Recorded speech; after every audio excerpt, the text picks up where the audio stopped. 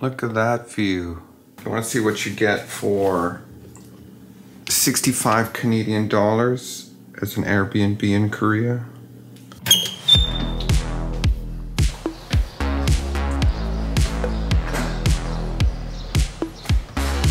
Seoul, Korea. Truly an intense mega city. 26 million people here. 26 million!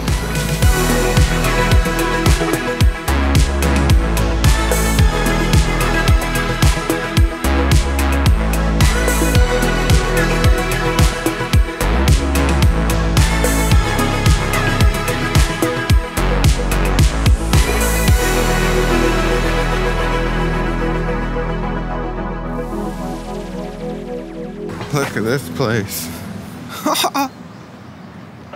Seoul is made up of 25 neighborhoods called goos. And these 25 neighborhoods break down into something like 426 smaller areas that they call dongs. So there are 426 dongs for you to explore all day and all night.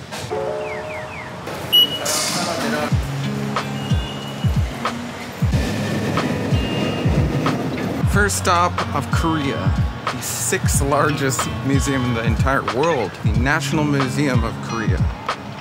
If you are going to be following me on my journey around Korea, you're going to have to know the history of Korea for it all to make sense. People have been living in the Korean peninsula for a while. North Koreans say they've been living there for 1 million years, but science says it's closer to 700,000. Now, of course, there have been stone tools found here like every other nation on Earth. Generally, the earliest people started moving away from their hunter-gatherer ways around 8000 BC during what is called the Jailmun pottery period. This period is known for and named after its pottery with its combed patterns. And although the Jailmun period was still a hunter-gatherer era, the first steps away from those lifestyles happened here, with the agricultural practices of farming shellfish and generally living in larger communities. This period lasted until about 1500 BC, until what is known as the Mumun pottery period came around, named after its undecorated pottery that this era is known for. Through 1500 BC to 300 BC is when the hunter-gatherer eras really started disappearing. Most started living in legitimate settlements, and the first real developments in extensive farming and agricultural practices happened here, like growing grains and developing the first wet fields, evidenced by the more sophisticated and specialized tooling for farming. And this period is also when the first real hierarchies of society first arose, with that being evidenced by the archaeological sites showing different social classes in their ancient settlements. In the new civilized lifestyles of the Mumun period, they built the megalithic graves, also known as the dolmen sites, that are still around today if you would like to see them. The first instances of kingdoms came in the dynasties known as the Gojoseon Kingdom and the Jin State. The Gojoseon Kingdom was situated by Pyongyang in the north and was large enough to be known and recognized by China, with the Jin State in the south. But these kingdoms are shrouded in myths and legends, as written evidence in China about these kingdoms were written centuries past their relevance. There is little to show what is fact and what is fiction about this period, but this area is widely believed to be when Korea became Korea, as there was a holiday celebrated here on October 3rd called the National Foundation Day that celebrates the birth of the Gojoseon Kingdom. Now, the first step or introduction into a modern outlined country with full-fledged kingdoms is what's known as the Proto-Three Kingdoms period, or the Samhan period, and this is where things really started getting interesting. Immediately, there were a whole bunch of states that arose in the 1st and 2nd century BC, but only a few survived by defeating and absorbing the others, such as the Mahan, Bain Han, and Jin Han. And although these kingdoms only lasted a couple hundred years, they were the foundation for the most iconic and significant portion of Korea's history, the Three Kingdoms period. The Three Kingdoms period obviously comes from the fact that there were three kingdoms, Goguryeo, Baekje, and Silla. Silla, founded in 57 BC in the southeast, Baekje, founded in 18 BC in the southwest, and Goguryeo, being the largest in the north, founded in 37 BC. Although it's called the Three Kingdoms period, there was a fourth player around called the Gaya Confederation, made of several small city-states in the farthest southeast. Goguryeo was highly militaristic, with over 1 million men in their army, and competed with China for territory, with their capital even now being in modern-day China, Gyeongne City.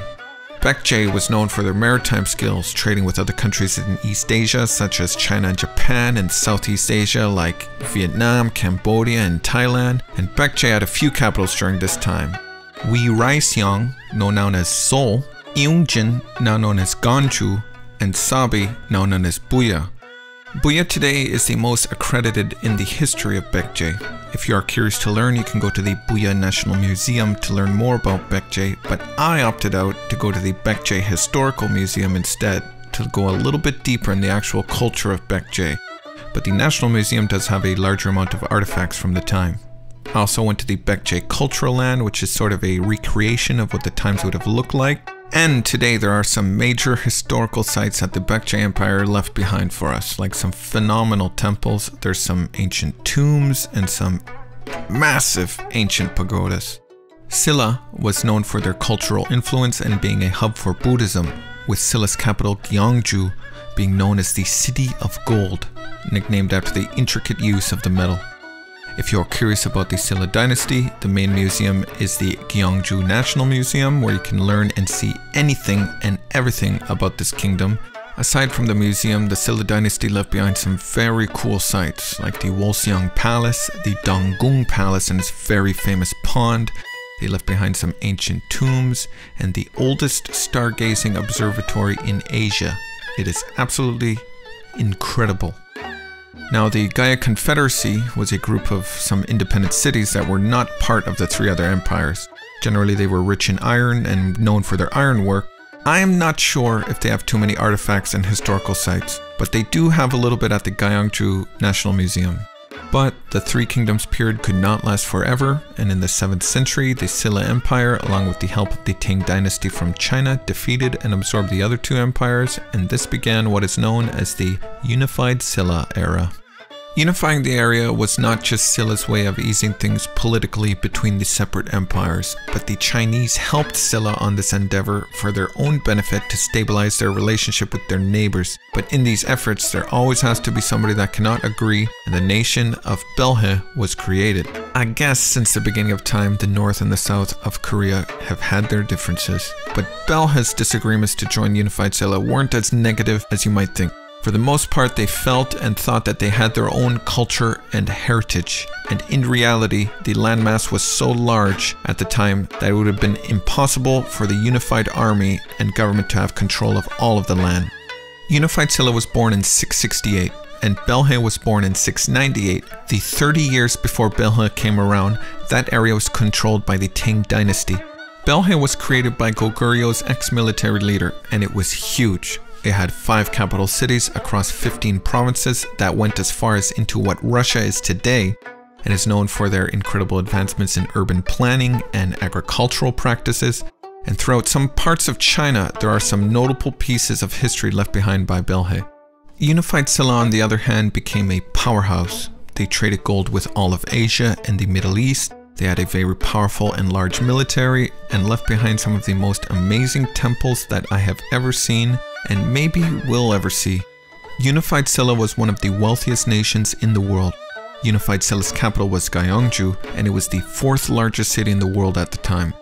But sadly, the good times could not last forever, with the collapse of the nation ultimately being caused by their region being too large to manage, and a few rebellious groups spread across the land. Unified Silla collapsed in the late 9th century, early 10th century, and what's known as the later Three Kingdoms came around, with Baekje and Goguryeo coming back, and Silla shrinking down. I just want to explain though, it did not happen instantaneously. It was not a death and a birth of the other nations, it happened organically over a few years. But the later Three Kingdoms period did not last long, with itself only living for 43 years specifically. Began in 892 with the establishment of the later Baekje, and ended in 936 with the unification of the Korean peninsula under what came next, the Goryeo dynasty. Through military conquests, diplomatic alliances, local political promises, and Buddhism, he got everyone to agree to live under one roof. The capital was Kaesong, just over the border, just north of Seoul in North Korea, that you can see today if you want to go to the DMZ. And the country was flourishing. People came from all over to buy and trade with Goryeo. People were happy, and Buddhism was at an all-time high, with 70 temples in the capital. This era is famous for a few things, like the Tripitaka Koreana, which is the largest, oldest, and most comprehensive surviving version of the Buddhist canon, made of 80,000 wood blocks. And some of the highest quality pottery ever came from Goryeo, and it's called the Goryeo Celadon, made with its jade green glaze. And this era is so influential, it is where the modern name of Korea got its name from. Korea is a anglicized version of Goryeo.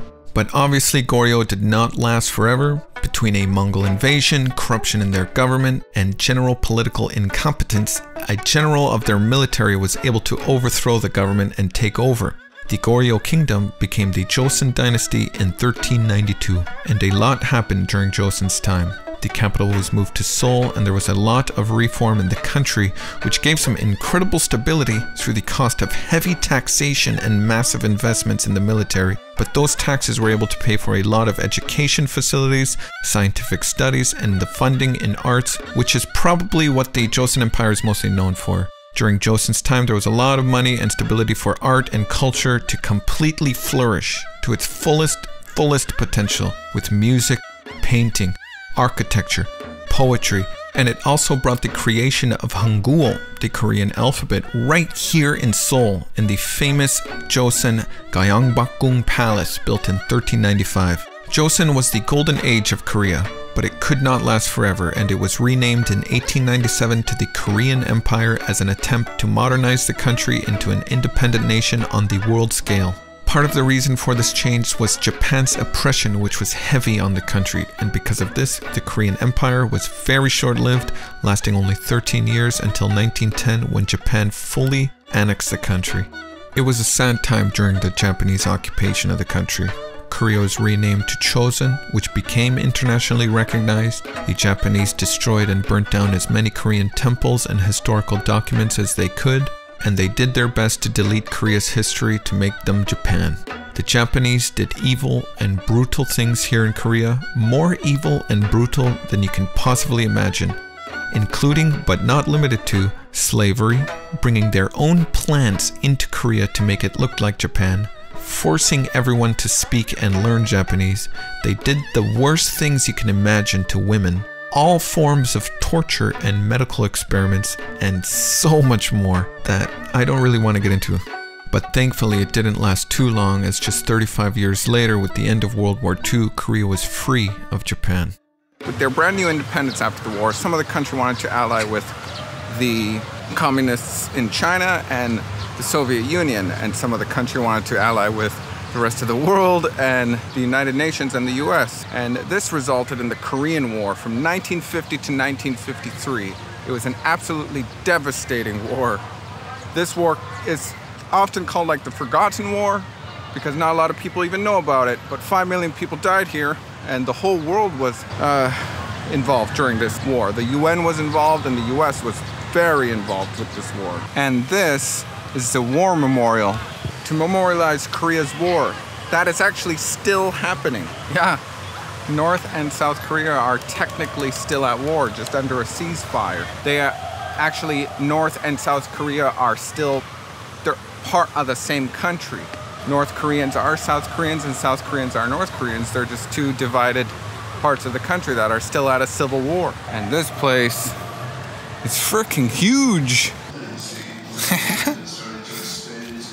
This horse looks pretty angry.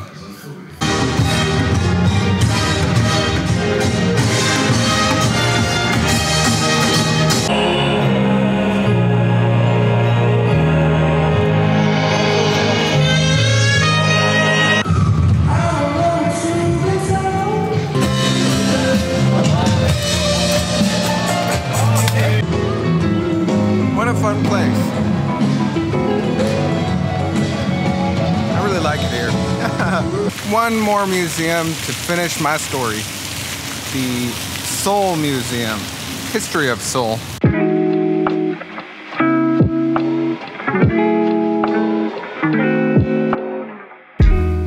Now, why is Seoul the capital of Korea? Well, it's in the middle of the whole peninsula, which grants it access to all directions fairly easy. It's on the coast of the Yellow Sea, and the Han River flows right through the city, so trade and travel would have been easier back then before air travel was the norm. Seoul has been the capital since the year 1394, when King Taejo of the Joseon Empire decided to move the capital down from Kaesong that I showed you earlier. He immediately built the Gyeongbokgung Palace, built all the government buildings, and he fortified the entire city. 200,000 men built 18.6 kilometers of city walls in 1396 through 1398 to protect the city and draw out the city lines. And the gates were very cool looking. The third king of Joseon built the Cheongdeokgung Palace, separate from the Gyeongbokgung Palace, as a retreat for him and his family, and in 1636 the Qing dynasties from China invaded Korea, and this changed the way Korea's government was run. They were forced to pay tributes to Qing as the more powerful nation. Through the 17 and 1800s, the city grew financially and in population, with farmers on the outside selling their goods to the urban folk, and the urban folk who made all types of goods to trade internationally. The 1900s saw the Qing dynasty's fall, Japan's failed colonization, and the split of the North and the South, and nothing but growth. Culturally, financially, and technologically, Korea is a true superpower in this world. It's insane to imagine just how powerful Korea would have been if nobody came and messed with Korea while they were still growing. Because look how powerful they are now. I tried to keep that as fast and as quick and as clear as I possibly could, while trying to educate you on what I'm just about to see in the next month that I'm here traveling through Korea. I think you would have to know that part, or know the gist of the history, just to understand like what I'm going to be seeing as I'm going to be traveling around the country. It is so nice here. Oh my lord.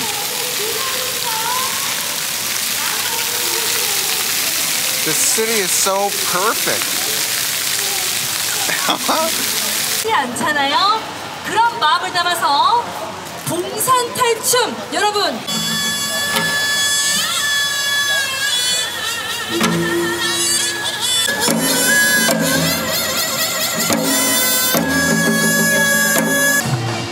Here is Sejong, King Sejong.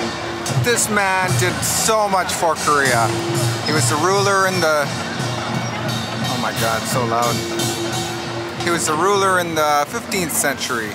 He invented the Korean writing and reading language, the Hangul. I think that's how you pronounce it, Hangul, right? He invented the first currency here, replacing the barter system. He invented maternity and paternity leave. What else did he do? He invented so much. He did so much. The city is so fun and awesome everywhere, all the time. I think there's gonna be some K-pop show here. Something.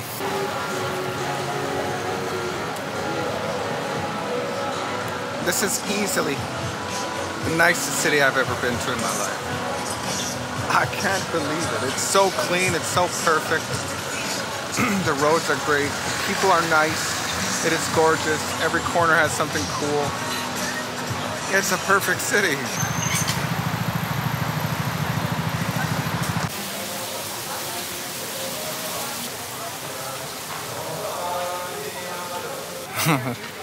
The sign said no foreigners allowed in the temple. Well, during prayer hours, but I'm guessing it's almost always prayer hours.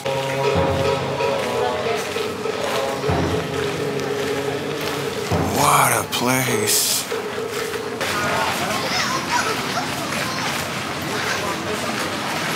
Look at the pagoda.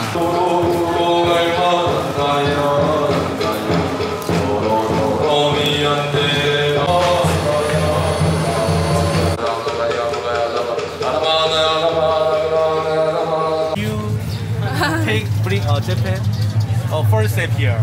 show you and explain. What is the white powder? Cornstarch. Korea King's eaten dessert. No sugar. Made from honey. Oh, cool. But fermented honey so very hard. Now eating broken tea. So now making 16,000 honey strings.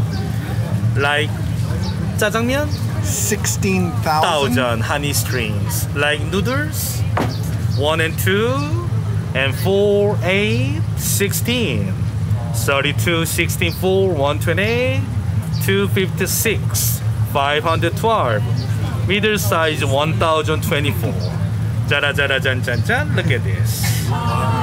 Oh, 하요. Not yet. 마다. 2,000, 4,000, 8,000. Last count is 16,000 honey strings. So not broken. It's melting your mouth. So Can I have one? Can I have a chocolate one? Thank you. Chocolate is the same almond and peanut, but Yeah. add the cacao powder. Yeah, So 1,000, little expensive. 9,000. Thank you. I'll try it. Oh, it's good, man. But frozen is cold one, more crispy. It's frozen right now? Frozen and with the coffee tea better. Okay, awesome. Thank you. Thank you very much. 감사합니다. I don't know if you noticed, but even like the register was self-serve. You get your own change. You do it all yourself. What a place.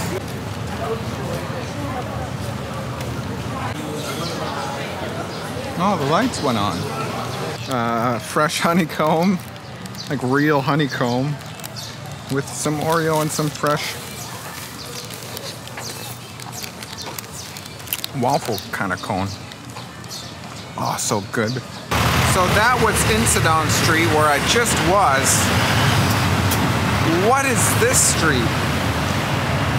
It looks awesome. Maybe it's just a regular street here and everything looks like that. Oh my Lord.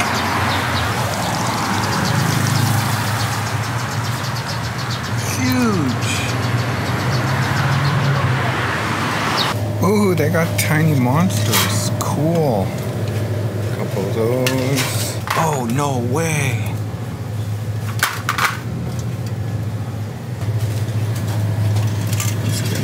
Asahi.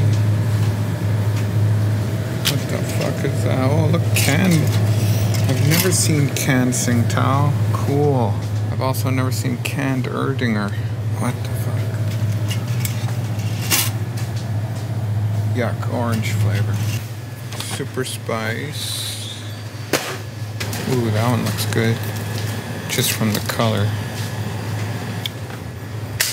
I'm actually dying for some chocolate. Special edition. That's the only English words on it.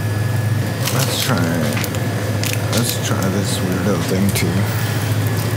I really, really hate having to leave for a drink. Like, you know, get home at the end of the day and it's like, oh, I got nothing to drink but tap water. Like, it don't look like it. Probably through what you're seeing, but it is over 30 degrees right now. I think, let's ask Siri. It feels like it's at least 25. Temperature. It's 23 degrees right now. 23. Anyway, it's really, really warm. Yeah, I guess it was 30 degrees today and it cooled off a bit. Because I'm not sticky anymore.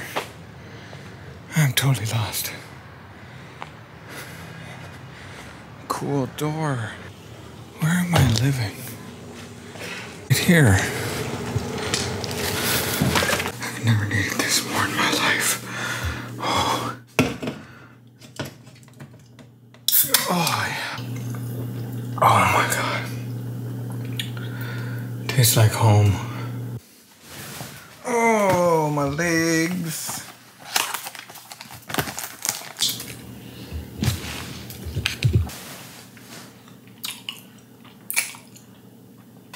I can see why he wanted me to eat them frozen. They just turn back gummy, like back into plain honey. They taste fine. The texture is extremely unique. Oh, 9 hours on my feet. Literally, I only stopped walking for like maybe 20 minutes to eat lunch. Oh, my legs. I wonder how many steps I took. 29,932. That's not my record. That's a lot, but that's not even close to my record. I think my record today is still like 34,000. I love this city. I love everything about it so far. It fills you with happiness. It's somehow like you just walk around, everybody's smiling and laughing. They say hello. They're just so nice to you all the time. Oh. But it's a Friday night, and probably the only Friday night I'm going to have in Seoul, maybe in my whole life. So I'm gonna take a shower and go get extremely drunk.